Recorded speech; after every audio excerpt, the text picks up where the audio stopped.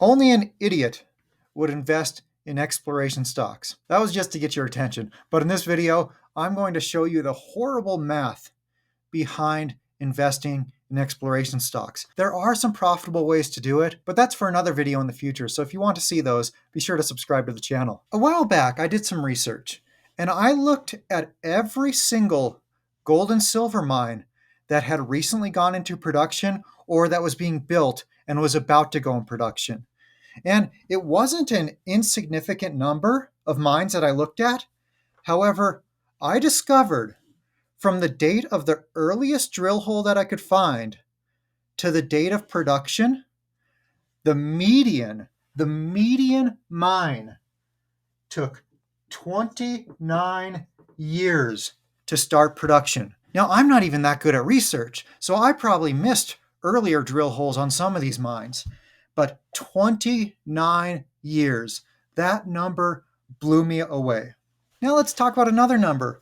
I've heard from an expert in the industry that 1 in 3,000 mineralized anomalies ends up being a mine. Talk about bad odds. Now let's pretend we take every exploration company out there and we merge them into one company called Junior Explorer Co. This is something from Rick Rule. He says that in a good year, Junior Explorer Co. loses $2 billion. So that's all the money they raise plus any money they earned from selling projects or selling their companies. In a good year, it's $2 billion. In a bad year, it's $8 billion. Rick Rule jokingly says, how much should you pay for a company that loses $2 billion a year? Should you pay 8 times losses? Should you pay 10 times losses? How about in a bull market? Maybe you should pay 15 times losses? But this just kind of makes the point.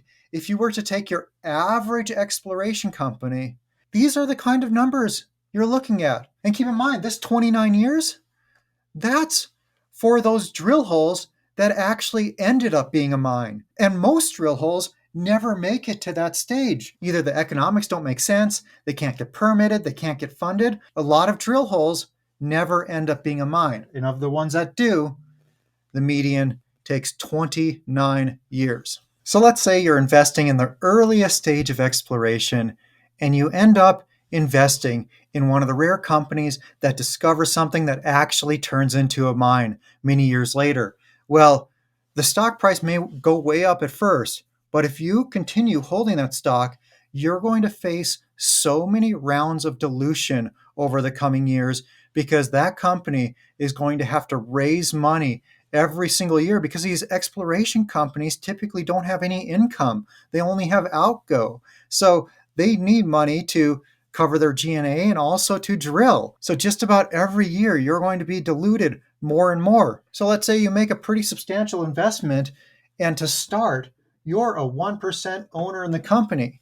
And if you don't keep participating in financings, it's very possible that you see the number of shares outstanding in the company to increase 100-fold. And after the shares increase 100-fold, you go from being a 1% shareholder to a 0.01% shareholder. And mining, this is a cyclical industry. It has its ups and it has its downs. There's times when it's very easy to get capital, and there's times when it's very difficult for these junior miners to get capital. And the odds that these pre-revenue exploration companies continue to survive through those troughs in the market, a lot of times it's not very good. And let's go back to this median mine that went into production 29 years later. The average one of those changed hands something like 4 times. 4 different companies owned it throughout the life of the project before it ended up being a mine. And let's say you beat all the odds and you find a tier 1 mine. You invested in a company that ended up having a drill hole that later turns into a tier 1 mine. Well, if it's in a developing country and the government sees that they have this awesome asset, they're probably going to tax it to death, and they're going to want an enormous portion of it. So How much will the government let you keep after you spent 29 years and hundreds of millions of dollars drilling it and going through these economic studies? Well, if it's in a developing country, you might not be able to keep a lot of the profits. So let's say you're going to only invest in tier one countries. Well, there, the government might let you keep a significant portion of the profits.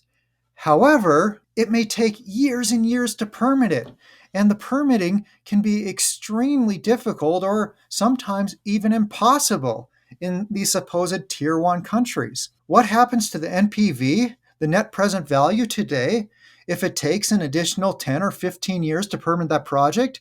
That destroys the net present value. And let's say you invest in a very early stage company in that early stage exploration, and you end up finding a tier one mine. You go through many capital raises to continue with the drilling every single year. With each capital raise, you're diluted more and more.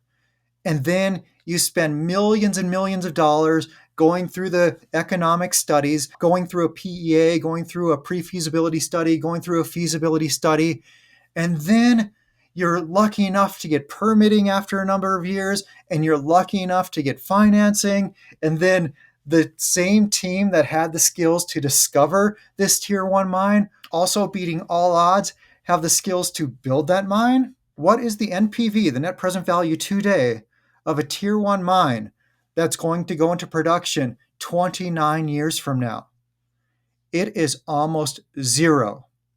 So you took an enormous risk, and you were lucky enough to find the 1 in 3,000 mineralized anomalies that turns into a mine. And then that company is able to survive the bear markets. You go through all of this dilution. You own way less of the company just to get into production 29 years later, where the NPV is basically zero.